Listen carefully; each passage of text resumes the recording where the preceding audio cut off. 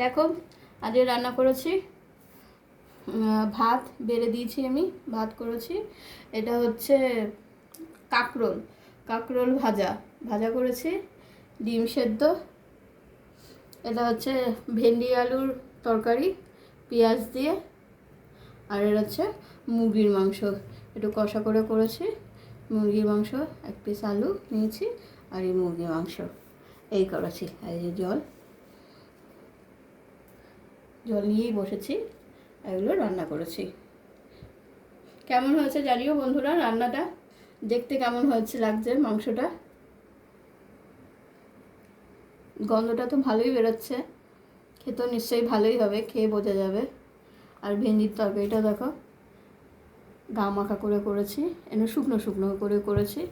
কেমন লাগছে জানিও।